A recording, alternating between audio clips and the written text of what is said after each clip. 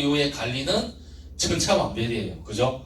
양파는 기존에 우리가 재배하던 고추하고 틀려요. 고추 같은 거는 아시다시피 겨울철에 육묘에서 심어놓고 나면은 10월 때까지 계속 수확을 합니다. 근데 양파 같은 경우에는 벼락치기 농사예요. 벼락치기 농사.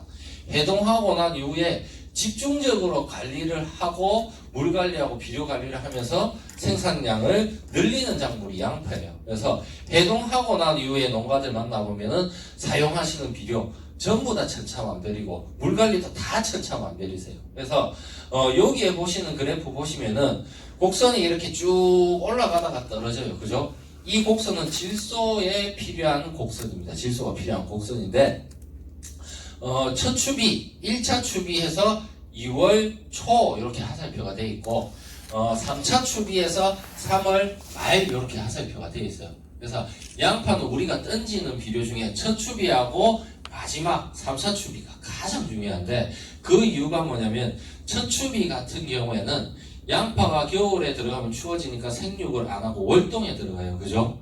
월동에 들어갔으면은 우리가 뭔가를 해주지 않으면은 양파가 잠에서 깨어나지 않아요. 그죠? 그래서 양파 잠을 깨우기 위해서는 이 질소가 필요합니다. 그래서 양파 잠을 일찍 깨워야지만 어떻게 했어요? 다른 사람보다 내가 양파 잎파리수 한두 장 더 나오겠죠. 그죠? 생육 기간이 늘어나니까 양파 잎이 한두 장 더 안 늘어나겠어요. 상식적으로 생각했을 때. 그죠?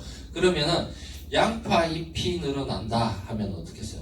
똑같은 양파 사이즈라도 양파 잎수가 많은 게 양파는 한 잎당 한 커플이에요. 그죠? 그러면은 9장짜리 잎은 9커플, 11장짜리는 11장의 커플을 가진 양파가 생산돼요. 똑같은 무게의 양파라도, 똑같은 크기의 양파라도 9장짜리가 저장이 잘 되겠어요? 11장짜리가 저장이 잘 되겠어요? 당연히 100% 11장짜리가 저장이 잘 됩니다. 그리고 같은 조건에 재배했을 때 9장짜리 양파가 크겠어요? 11장짜리 양파가 크겠어요? 당연히 11장짜리가 훨씬 더 크게 키울 수 있는 조건이 됩니다. 그러면은 이 첫 추비 하나만으로도 어떤 효과가 나오냐? 비대제 안 치고 비대를 시킬 수 있는 효과, 그 다음에 상인들이 좋아하는 저장의 효과를 같이 가지고 올 수 있는 비료가 이 첫 추비예요. 그래서 이 첫 추비는 겨울이 따뜻하다면 웬만하면 땡겨주시면 좋습니다. 그래서 경남 같은 경우에는 날 따뜻하면은 1월달 중으로도 비료질을 하시는 분들이 계십니다. 그래서 우리 경북 기준으로 봤을 때 그냥 보편적으로 적기로 봤을 때에는 2월 초쯤으로, 초중순쯤으로 보시면 돼요. 이제 우리 구정을 기점으로 보시면 돼요. 구정이 보통 2월 달에서 초 아니면은 10월, 15일 요 사이에 보통 구정이 끼어가 있죠.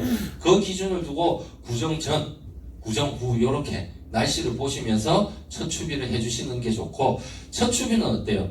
제가 빨리 잠을 깨워야 되니까 활용하는 비료도 당연히 그냥 요소, 마구제비로 쓰시면 안 된다는 거예요. 거기에 맞게 활용할 수 있는 빨리 흡수되는 질소의 비료를 사용하셔야 된다는 거예요. 그러면은 요소보다는 유한이 훨씬 더 속효성이니까 낫겠죠. 그죠? 그리고 지금 이제 뭐 여러 자료에 보면 가장 보편화되어 있는 비료가 요소나 유한이기 때문에 제가 기준을 요소, 유한으로 이야기를 드리는데, 요즘에 보면은 치오다라든지 이렇게 질산태 질소로 되어 있는 비료, 속효성의 비료들이 많이 나와 있어요. 물에도 잘 녹고.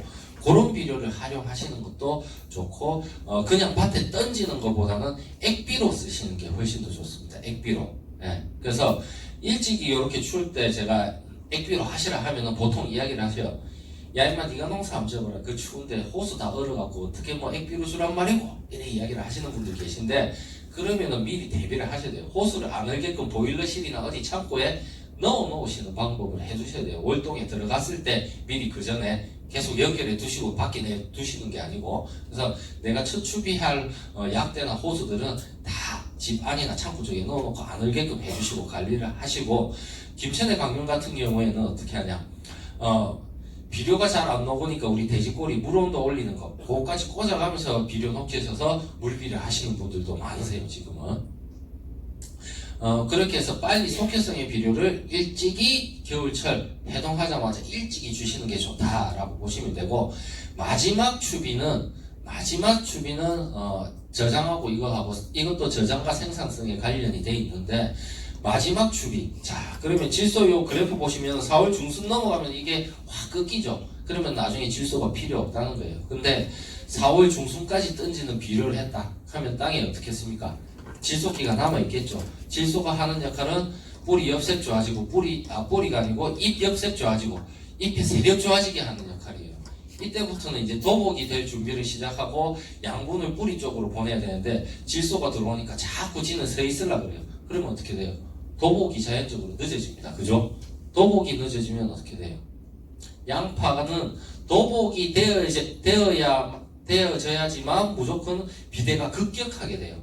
처음에 알이 조금 들더라도 나중에 도복이 됐을 때 가장 많이 비대가 돼요. 그래서 도복이 되고 난 이후에 하루하루 지날 때마다 300평당 10망씩 늘어난다고 그래요. 10망씩. 그래서 이 도복이 일찍 되면 좋은데 도복이 자꾸 늦게 되면은 수확하는 일자는 다 정해놨는데 5월 중순쯤에 5월 20일 날 넘어간 양파하고 그 다음에 수확 시기는 6월 15일로 똑같이 기준을 뒀을 때 5월 20일경 넘어진 양파하고 6월 초에 넘어진 양파하고 어느 게 더 굵겠어요?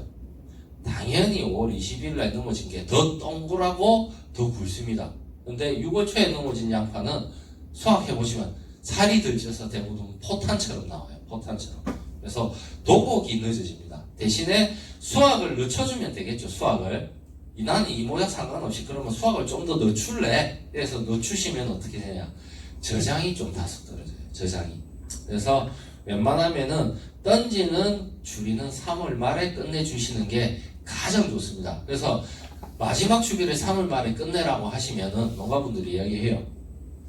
야, 4월 달에도 아직 양파가 안 크고 있는데 3월 말에 비료 끝내라 하면 내보고 양파 어떻게 키우란 말이고 보통 다 그렇게 이야기하세요. 그렇게 생각하시죠, 그죠?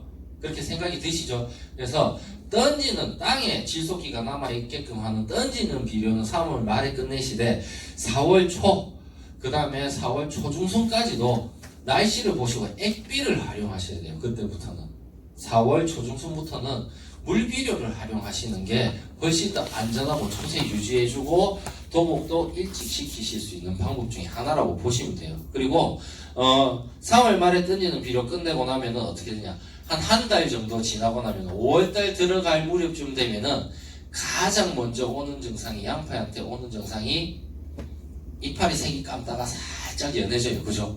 엽색이 살짝 변하는 거 보이시죠? 살짝 연해져요. 그러면 이 시기에 가장 많이 생기는 게 뭡니까? 녹균병. 그죠? 녹균병.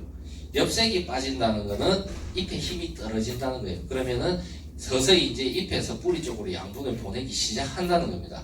그래 되면 우리가 인위적으로 어떻게 해줘야겠어요? 다시 잎색도 다소 조금 올려주고 잎 두께도 두껍게 해줘야지만 병에 강해지겠죠.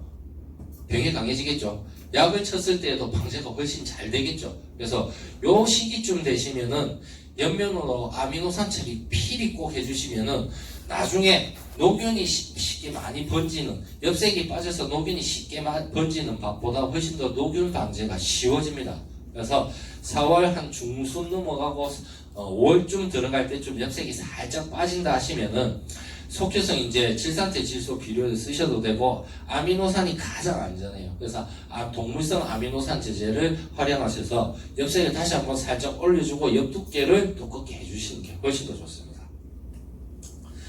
그래서 첫 주기는 무조건 조금 일찍 당겨서 하시면은 제가 이거 돈 아껴 드리는 방법 설명하는 거예요.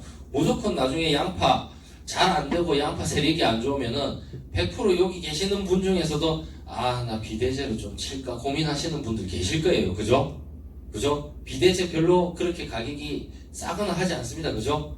그러면은 요 한번 첫 추비의 효과로도 제가 비대제 쓰시는 거 2번 쓰시는 거 돈 아껴 드렸어요. 그죠? 그리고 마지막 추비 잘 활용하셔서 저장성 좋은 양파 생산하시면은 어떻게 돼요? 농가분들도 좋지만 상인들도 좋아요. 상인이 좋아야지만 양파를 사러 또 들어오겠죠. 그죠?